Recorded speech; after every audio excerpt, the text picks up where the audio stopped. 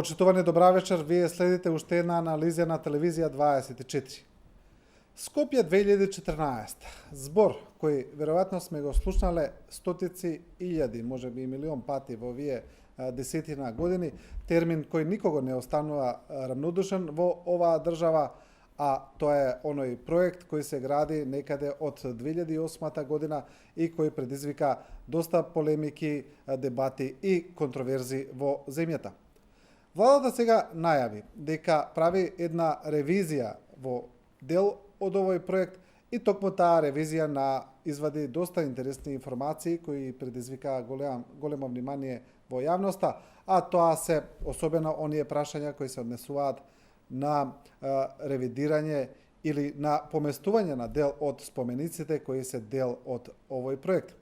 Вечерва на оваа тема ќе разговараме со господата Мирослав Грчев, универзитетски професор и дел од комисијата која работи за работната комисија која работи на проектот Скопје 2014, ќе зборуваме повеќе за тоа, и господинот Евтим Клетников, писател и доста активен на ова поле кога се зборува на културолошкото и историското поставување на македонскиот народ.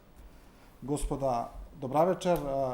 Господине Грчев, вашата работа во комисијата е актуелна деновиве, особено во јавноста, големо внимание предизвика оние информации кои излегува кога се зборува за преместување, тргање, сега не знам кој термин да го искористам, вие тука ќе ме коригирате, дали можеби зборуваме и за уривање, она најнарадски кажано, на дел од спомениците на проектот Скопје 2014. Од она што го видовме, што сте го изјавиле, се зборува за споменикот на Ќосето, споменикот на Мајка Тереза и други. Јас сум координатор на работна група при Министерството за култура, која што ја именувал Министерот за култура, и наша задача е да ги анализираме спомениците и градбите од овој толку спорен, така наречен проект, и да на министерот му даваме елаборации за статусот на градбите, вредноста, законитоста, незаконитоста и така натаму, нивните потенцијални, евентуални последици од нивната градба, значи дали се тоа завршени законски чинови кои што нема зашто да бидат предмет на некаква ревизија, или се тоа напротив објекти кои што се спорни во секој момент од своето постоење. Значи грешката која е вградена во нив предизвикува последици секој ден од постоењето на објектот. Нормално, мојата отчетност, како и на комисијата, е кон Министерот за култура и вистинските детали од тие елаборати би требало да бидат практично соопштени од Министерот или од други одговорни лица од Министерството. Јас можам да ви зборувам само за тоа кои се за предметот на нашата работа, за методологијата. Да, и за овие два што ги спомнавте, тоа се првите два елаборати кои што ние ги предадовме како готови со препораки. Комисијата, значи, не одлучува таа на владата и ги дава потребните факти и вредносни судови, оценки на законитоста и на евентуалните последици од поставувањето, градењето и постоењето на тие. Да, но видов дека во јавноста сте дале некои изјави, веројатно, кои што можете да ги дадете, да речеме, за споменикот на Ќосето и на Мајка Тереза, дека има неправилности, незаконитости во нивната изградба. Па да, генерално тоа излезе и од Министерството за култура.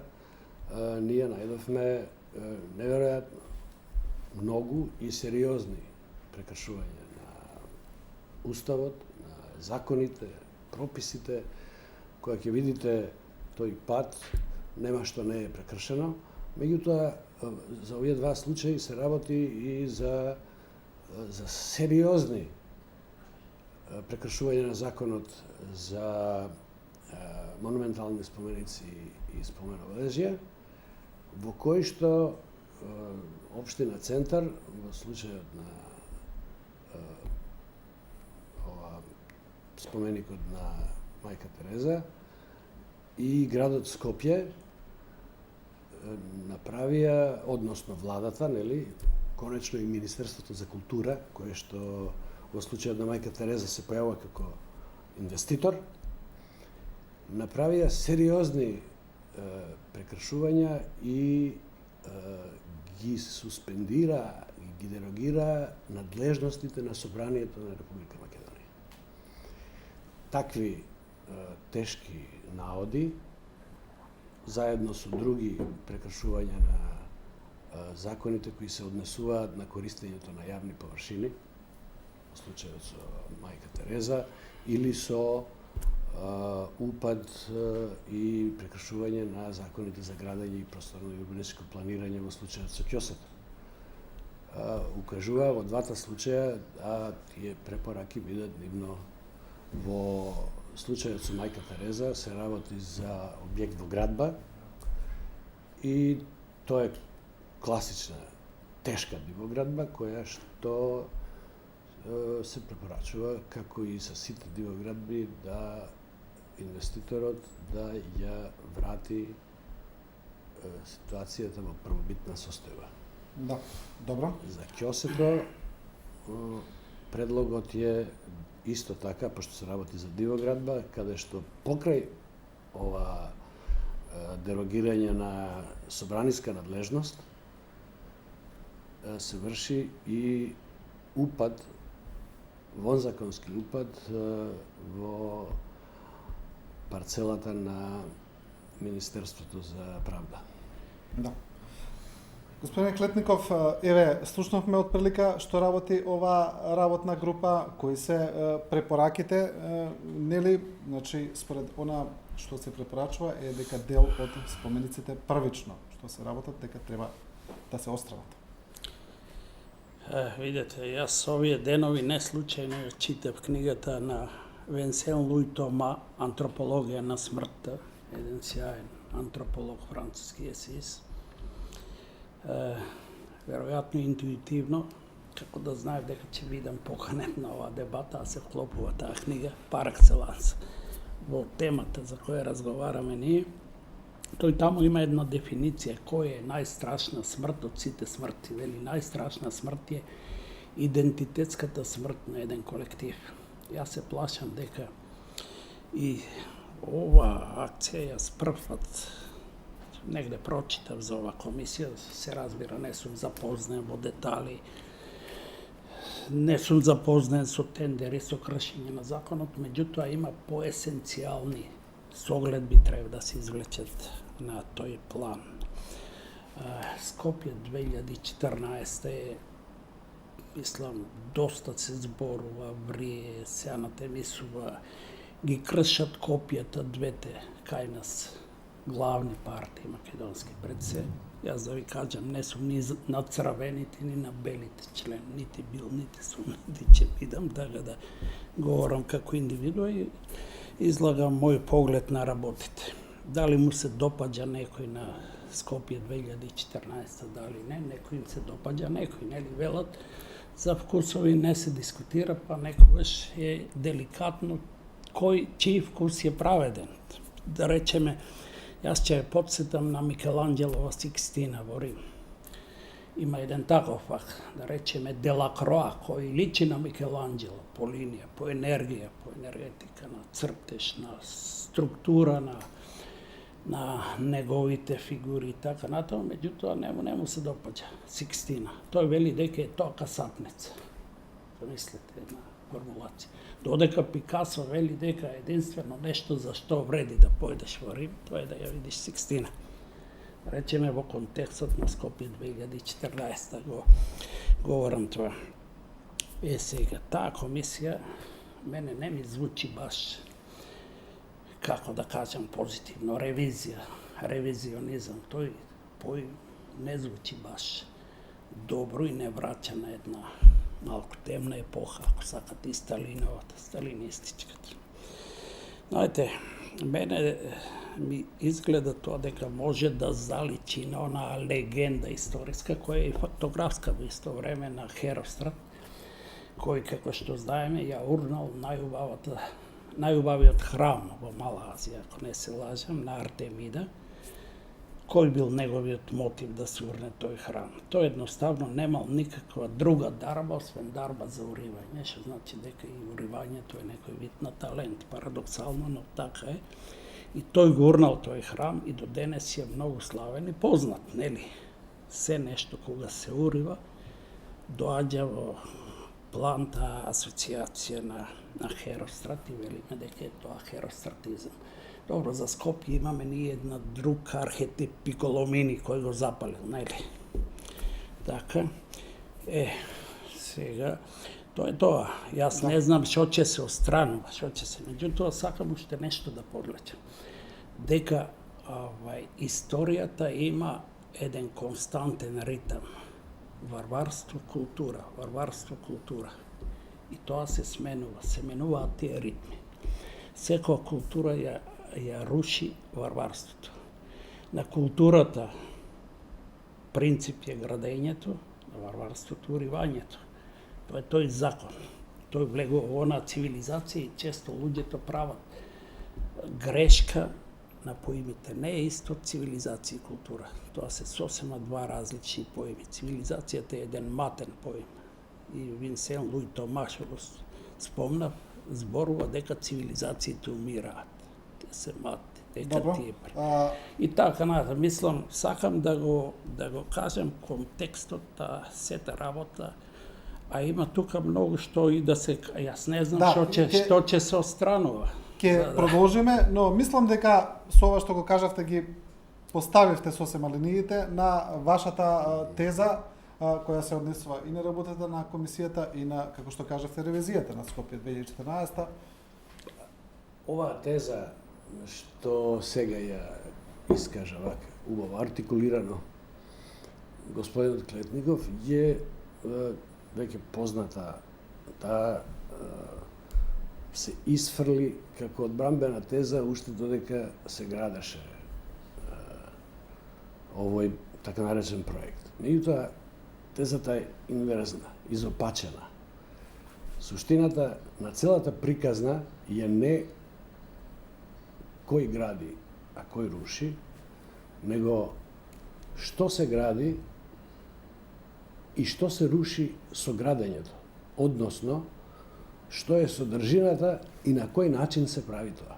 Затоа што градењето, особено во овој случај, кога е насилно, кога е незаконско, кога е со тоталитарна и авторитарна цел, градењето кога е мусолиниевско, фашистичко, по својата содржина, својата суштина, затоа што еден популистички покрет, како што беше фашизмот, модерен во своја суштина, меѓутоа оној опиум со кој што вршеше хомогенизација беше национализмот и митот за нацијата и националниот идентитет, на кој што треба да му се жртвуваат сите други индивидуални човечки права и граѓански права.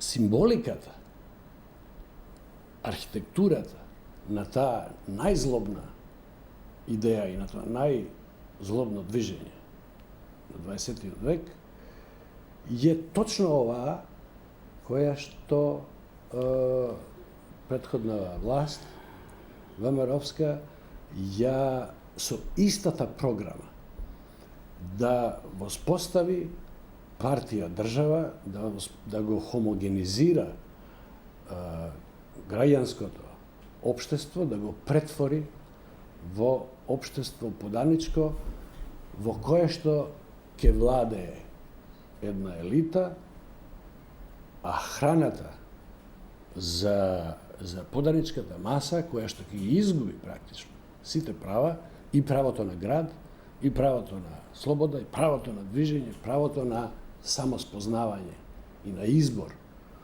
на таа идентитетска приказна, сето тоа се злоупотреби од страната на власта, така да самиот проект и сите овие споменици се споменици на злото, а направени се со рушење. Значи, тие се акт варварски, тој варварски акт е практично тој првичниот акт, таа иницијатива е Скопје 2014. Таа влезе да со сила, со државна сила, во која што се инструментализирани сите органи на државата, да се сруши ликот и културното наследство, идентитетското самоспознавање кое до тој момент постоеше во Македонија. Вие ќе видите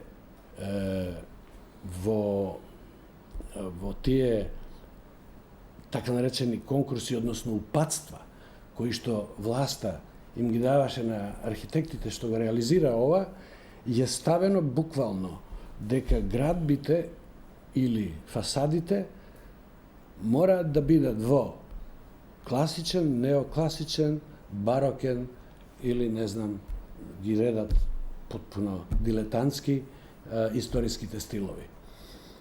Значи, не постои друг пример за такво насилство врз архитектонскиот јазик и архитектонската струка, па преку тоа конечно и на целото општество, затоа што се наметнува од страна на една политичка арбитража, се инструментализира буквално јавниот простор и се преобликува ликот со политички диктат. Кога ќе погледнете во историјата,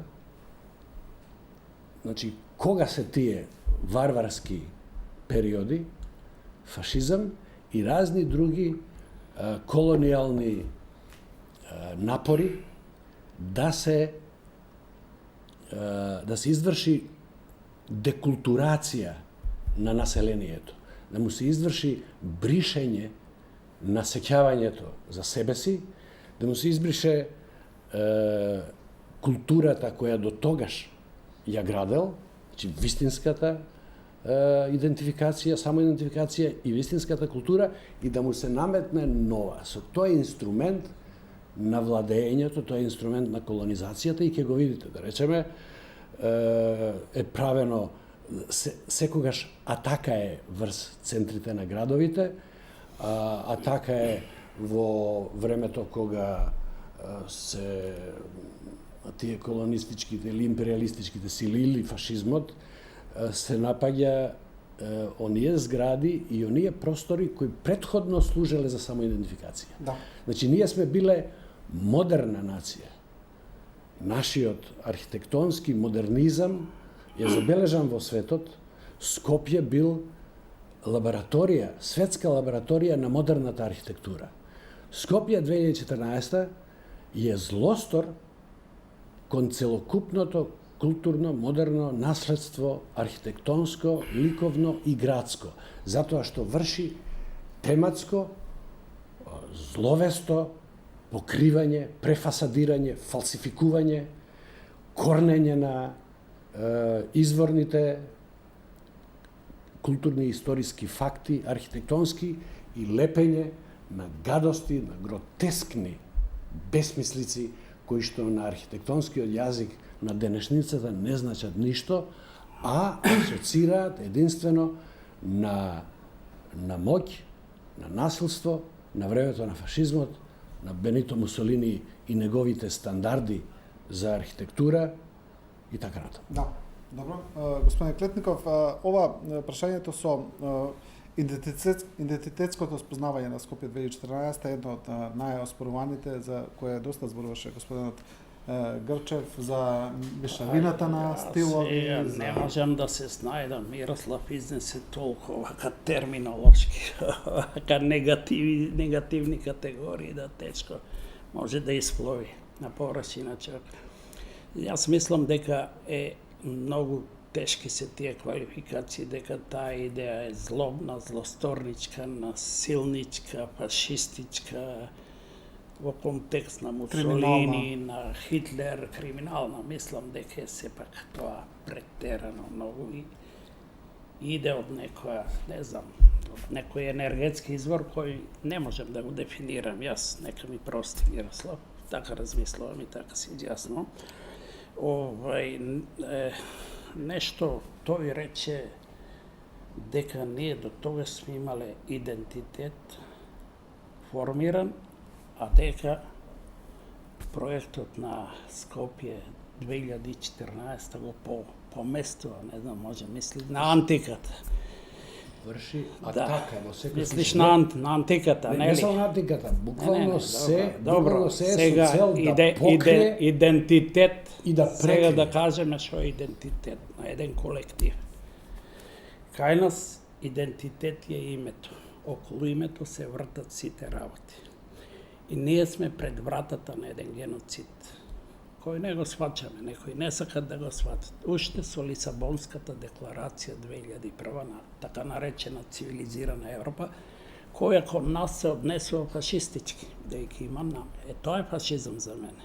Има намера да не ликвидира со укинување. Што значи укинување на името? Па Джейсон Мико се пукна од пишување, не цитираше автори, те Солжењицин, те Кундера, те онај, да ни каже дека бришењето на меморијата е бришење на еден колектив. И овај што го спомнав, Луи Венсен Тома, нели, вели исто, така, светски антрополог, дека најстрашно се е идентитетската ликвидација на еден. Со тоа умира и колективот и личноста како идентитет. Точно тоа Скопје 2014 сега, го прави. не, оставете го Скопје. Не сум се ја врзал, зборувам за идентитет сега. А Скопје 2014 има и исто знаци некои. Димитрije Чуповски не е идентитет таму. И Александар Македонски не е идентитет. Што мислите? Што е тој? Грк е? Мислите Грк е Александар? Зошто не се века грчки? Добро. Така се смета. Сега чекајте, така се смета. Вие сте го читале Херодот, најголемиот грчки класичен историчар, па таму тој кажува дека не е грк. Не, Па сакате ќе ви цитирам. Прецизно кажува. Не, има таму и тук и други. Македонците се Да. лакедемонци, Не, дека се од истото племе со спартанците, тоа се Има, Херодотови зборови, има, така, и дека тоа се е, сметаат за Хелен. Тоа е модерна. Хеленизмот е македонски период. Ако го цитира Има, јас пред малку ја читав книгата на овој Жерман Базен, еден од најдобрите историчари на уметноста, француски сликари. Таму тој кога говори за Византија, на 10 места говори за македонски стил, не за византијски. Тоа не е случајно, не е тоа географски стил. Исто како што Маркес говори за алхемичарите во Македонија. Кај Јунг во психологија алхемија исто вели дека некој депистоја на Козмо де Медичи му и ги однесол книгите алхемиски од Македонија. Значи, Македонија има многу идентитет. Сега, кај оди нашиот идентитет? Оди по линија на името, до пред 5000 години, пред нашата ера. Во таблицата на народите, првата етнографска таблица воопшто позната, што е направил Мојсей, која смета дека е донесена од Вавилонија, запишено името на Македонија како Китим. Китим, и тоа е внукот на Ное. Македонците потекнуваат од најмладиот син на Ное.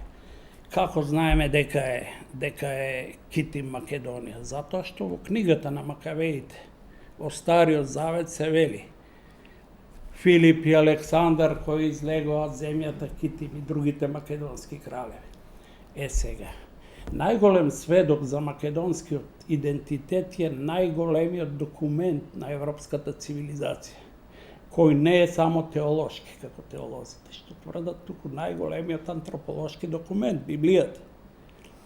Видете, тие тргнете по името Македонија, кај ќе ве одведе тоа?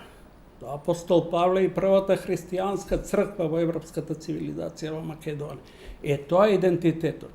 И од овде поминува Кирил и Методиј, описменување на словените, Климент и Наум, богомилите. Сега, тој идентитет не ни го признават.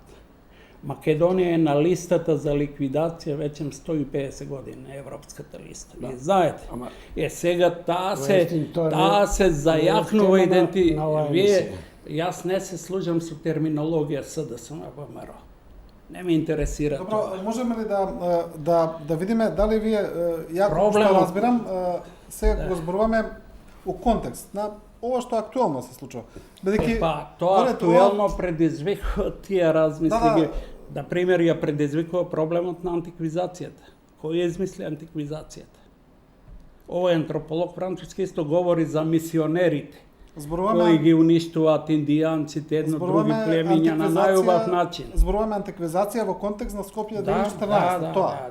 ама тоа не случајно се покрена тој проблем на антиквизацијата за да се продлабочи шизофренијата на македонското битие кое се наметнува. И од надвор и внатре. Целиот наш владин сектор Соросовски работи на тоа. Дали сте вие чуле некогаш тој владин сектор, невладин сектор на Сорос, на ова, некогаш да има дебата за името? Сте чуле? Никогаш.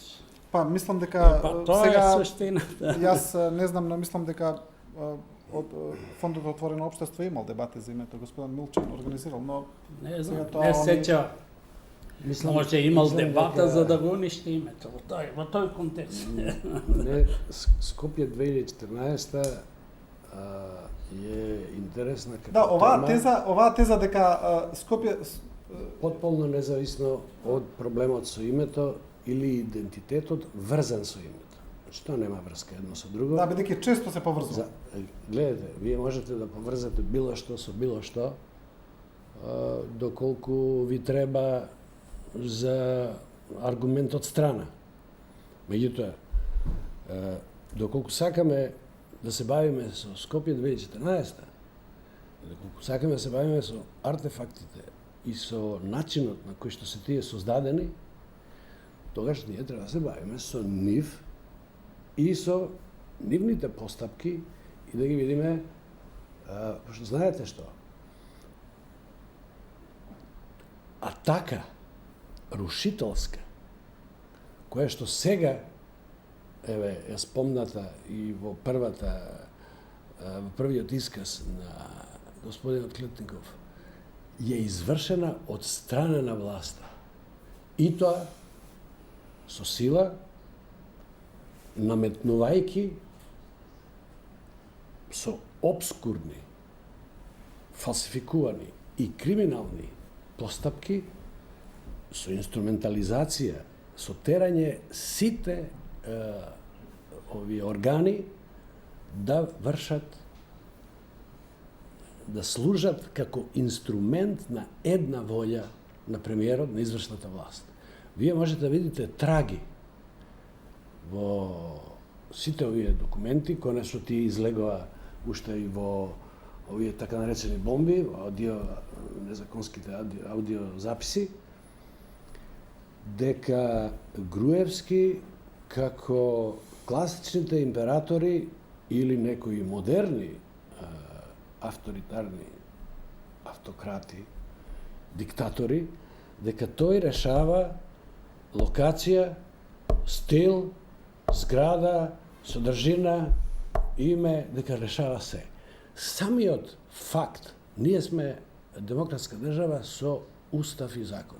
Се предпоставува дека се тоа правилата на игра во кои што општеството мора да се игра. Владењето на правото е тоа. Кога ќе видите дека премиер дава наредби за работи кои што не се во негова надлежност, со кои што ги крши сите оние темелни вредности на уставниот поредок, поделба на власта, независни власти, судски и така натаму, конечно, комплетно го анестезира и го дерогира собранието. И инструментализира собраниски надлежности преку општински програми. Значи, тоа е уривање на уставен поредок. Тоа практично е најголемо насилство кон демократијата, кон човеките права. Тоа е најголемо наследство конечно кон идентитетот. Затоа што во идентитетот не е името. Да беше идентитетот името, ние... А што е идентитет? Идентитет е цел повеќе слојна, духовна и психосоцијална приказна, во која што прва идентификација е самата личност, јаството, себството и така натаму. Потоа има идентификација со полот, идентификација со првите припадности, идентификација на семејството, потоа иде тоа во ширина, па иде и по таа вертикала, идентификација со историски настани, значи, тоа е комплексна и повеќе слојна работа. Ако идентитетот на една личност се сведе на името на државата во која што тоа живее, тогаш прво тоа е таква симплификација да во науката и воопшто здравиот разум би можел само да и се насмее, меѓутоа ќе се враќаме на нашата тема. Сакам да кажам, овие акти, воспоставувањето на една диктатура која што направи гротескен центар на град, кој што ја уништи практично не само нашиот идентитет, пошто имате ендоидентитет, онака како што вие се спознавате себе си, и екзоидентитет, онака како што ве препознаваат и ве идентифицираат другите. Ние со Скопје 2014 практично ги изгубивме и двата. Онакви какви што ги имавме без да бидат проблематизирани. Особено од нас. Ние сега станавме нација за подбив, која што дозволи една банда да спроведе диктатура и да ја изобличи нашиот лик, нашата престолнина, и да не практично да станеме општество кое од модерна нација прогласи независност, почне да гради една либерална демократија, дозволи да биде потлачена, инструментализирана, погазена, да дозволи една деценија да ги трпи овие дилетантски, гротески од една потполно необразована група на политички силувачи. И сега гледате, дали тоа влијае на идентитетот? Да, добро. Значи, тоа е рушење на било чиј идентитет, рушење на било чие достоинство, и национално, и поединечно. Ова што го кажавте, како другите не гледаат, како не перцепираат во поглед на Скопје 2014, еве тоа сакам да ве прашам, господине Клетников, кога зборуваме за Скопје 2014 и за она како проектот беше перцепиран. Значи имаше внатре сите еве овие контроверзии што ги споменувавме, од идентитетски, финансиски, законски и така натаму, нема сега да налегуваме превише, но имаше и на тоа како проектот е перцепиран од надвор. Па слушнавме многу архитекти, експерти кои доаѓаа, кои зборуваа за мешавината на архитектонски стилови, урбанистичка поставеност и така натаму. Но имаше и неколку надписи сензационалистички во големи светски вестници кои Скопје го прогласија за светска престолнина на кичот. Нешто налик на еден голем Дизниленд, Лас Вегас, проект изграден од стиропор и сето тоа. И ете, ако зборуваме за идентитет и како не гледаат нас од надвор, нели е тоа проблематично? Добро, јас не го поврзав Скопје 2014 со идентитет и не сакам да го. Меѓутоа, тука има символи идентитетски знаци, чуповски една друга. За тоа е друга работа. Што се однесува до естетиката, тоа е друга пак работа. Не се мешам ја во архитектурата, бидејќи имаме тука стручнак за архитектура. Веројатно други архитекти може и друг поглед да дадат на работиве. Само знам ја дека многу се креваше врева околу тој поем барок. А јас, според моето скромно знаење од естетиката на архитектурата, мислам дека е тоа повеќе класицизам отколку барок, со некои барокни елементи на фасади, на така. Меѓутоа, тоа е класицизам, пар екселанс во некоја смисла. Инаку, исто имаше една теза, сум учествував една дебата, дека не било тоа македонски стил, не е автентичен и така натаму. На што јас запрашав, добро, дали Петроград или Санкт Петербург, како сакате, е автентичен руски стил? Не е. Петар Велики ги прати со растрели главниот архитект на Петроград, неговата тајфа во Холандија, во Италија, и тие од Ренесансата го донесува стилот во Петроград. И така, и тоа се случува. Сега, секако дека Груевски не е Петар Велики. А јас тврдам дека просветлените апсолутисти некогаш повеќе прават од некоја демократија фалшива. Значи, како што ги има сега по Европа и така натаму. Тука Петар Велики го зеав за пример. Значи, што се однесува до естетиката, јас исто имам забелешки на тоа естетски. Има страшно работи кои се подстандард. Еве ќе ви кажем, да речеме, споменикот на Аснон таму. Тоа е најсмешниот споменик во светската историја на скулптурата. Ставени се од фотографија бирократски, хероите, седат како бирократи, некои те раштркани, една груба соцреалистичка, дури погруба, а се знае дека во скулптурата ви имате канони, исто како во фреско сликарството. Се знае што јунак како е мал, ќе го подигнеш ти, бидејќи се работи за јунак и да гледа кон. После распоредени се грдо многу, тоа е факт, ако сакате.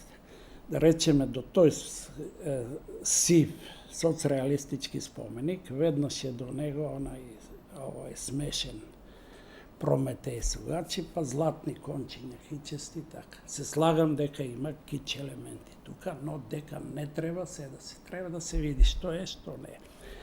Ова е тоа. Иначе сакам да дадам малку појаснување за името, бидејќи сватив дека господинот Грчев смета дека само името го сваќам како гол факт на идентитетот, па и тоа е идентитет, и тоа.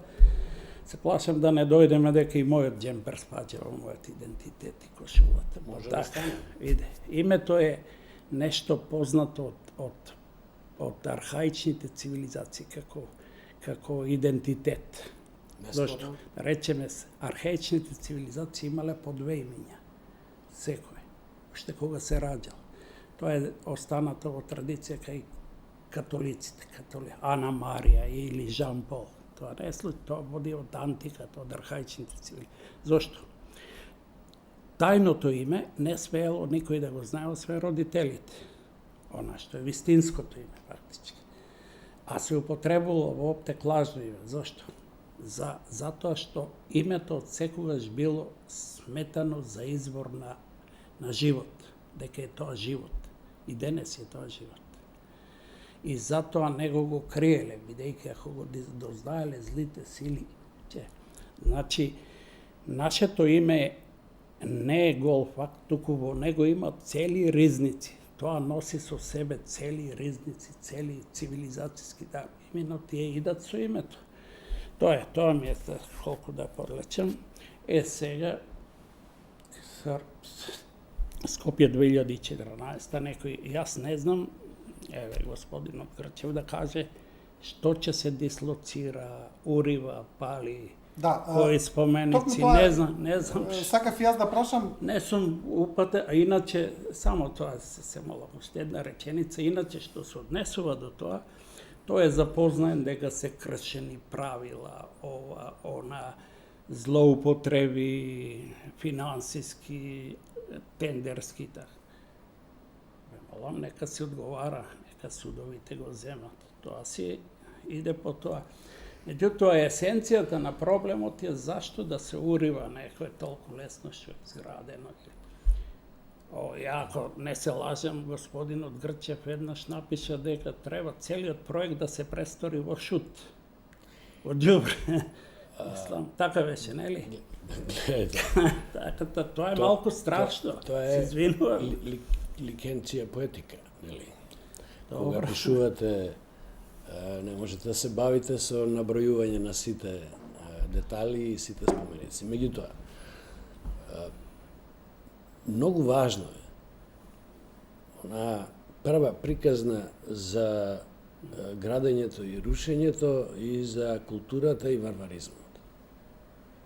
Таа теза е толку многу злоупотребувана како замена на тези, извртена е, да градењето се зима само по себе како доблест, а рушењето само по себе како варваризам.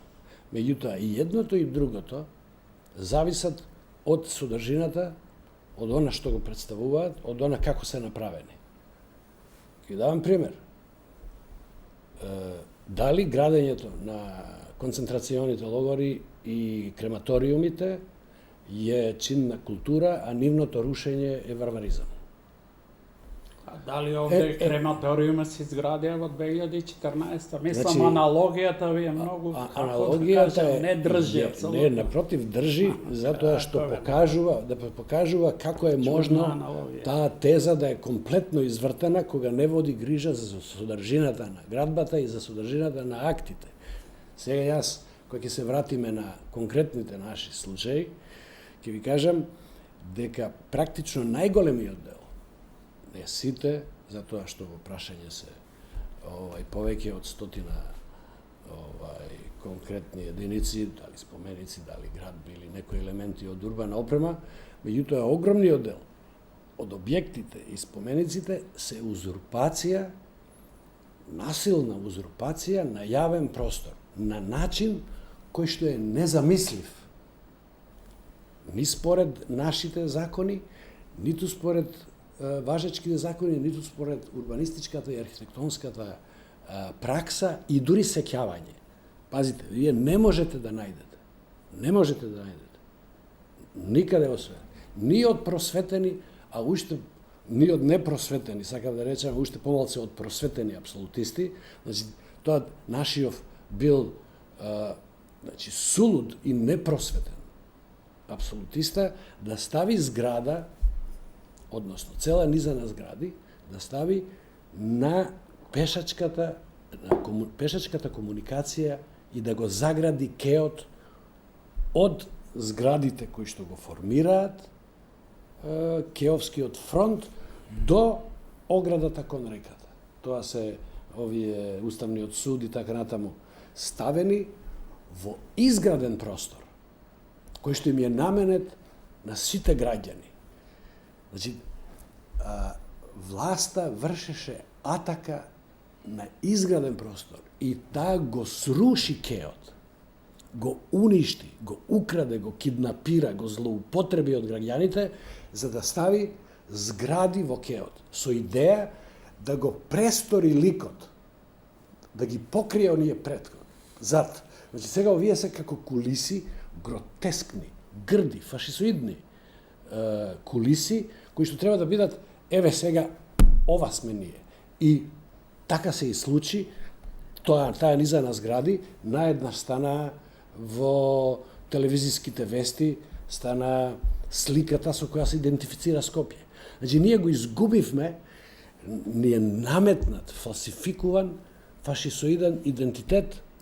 Ние сега се препознаваме као малоумна нација што дозволила во 21. век да биде вратена век наназад и да биде на тој начин инструментализирана и понижена.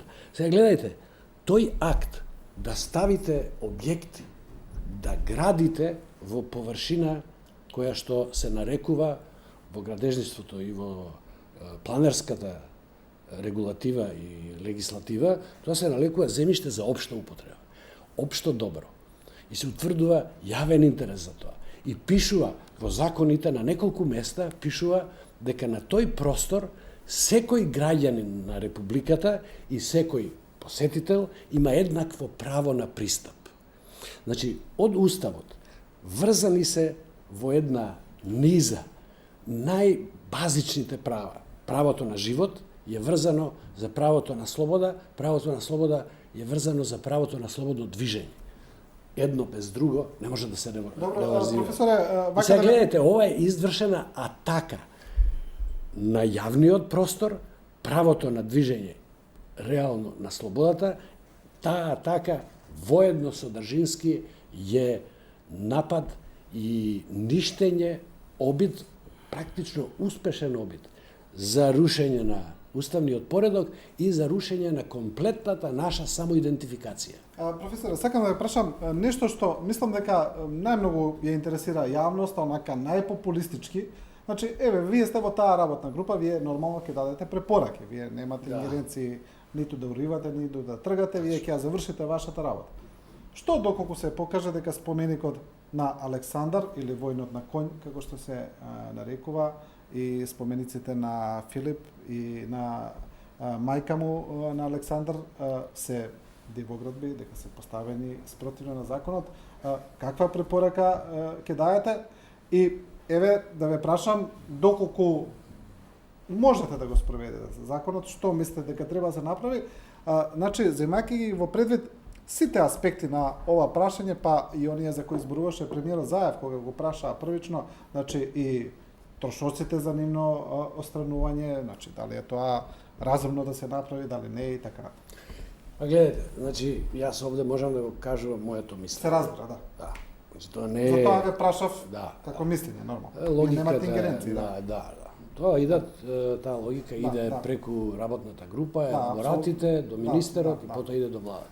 Моето мислење, јас веќе сум го искажувал, по овој повод ќе го повторам. Значи, овој акт криминален на наметнување на дивоградби со ужасна содржина, кои што се споменици на една погрешна и криминална политичка опција. Тоа не се споменици на Александар Македонски или на Филип, или тоа се тоа споменици на Никола Груевски ВМРО. Исто како што споменикот на мајка Тереза е споменик на Никола Груевски и субрата Рој. Тие се тие чија што автократска суета и ароганција градеа споменици во своја слава и во слава на својата моќ и власт. Така да, кога ќе видите дека тие споменици не се свршен акт, нешто што било, па ај сега да видиме, не, секој секунд од нивното постоење е продолжување на криминалот со кој што се направени.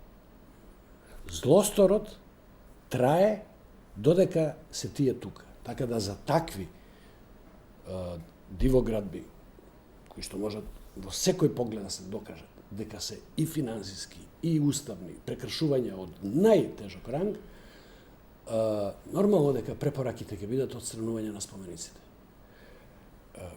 Ќе биде ли тоа исплатливо со оглед што војнот на конј чинеше колку околу гледате, тука може човек 10 милиони евра, тука може човек да го препостави прашањето.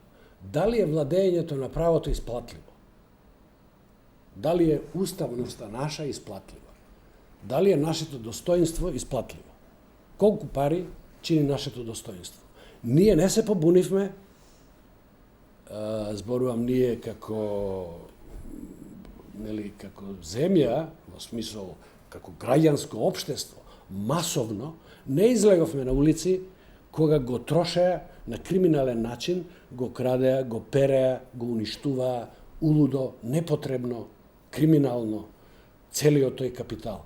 Потрошија милијарда евра, можете да ги следите документите, тие се крадени на неверојатно арогантен начин, со идеја дека никогаш нема да биде правена ни финансиска, ниту никаква друга ревизија. Значи, тоа се зимани пари, исплаќани се, као да е тоа распусен син кој што добива наследство и го троши на бестијален начин. Сега да кажам, таа неверојатна ароганција, таа сега ние ја славиме со овие споменици. Нашата толеранција, минатите 10 години ги создаде нив. Нашата толеранција сега, нив треба да ги одржи и ние всушност да се прашуваме, не да се прашуваме каде отидоа таа милијарда, кој е одговорен за нејзиното уништување и крадење и трошење на непотребен и незаконски начин од Уставот, ние сега се прашуваме леле, колку ќе чинат полицајците што ќе треба да идат да истражуваат? Колку ќе чини враќањето на уставниот поредок? Тие прашања во една демократска земја, која што била во тешка криза, била под реална, фактичка диктатура, и сега треба да го врати поредокот, тоа прашање е најблаго речено бесмислено. Да.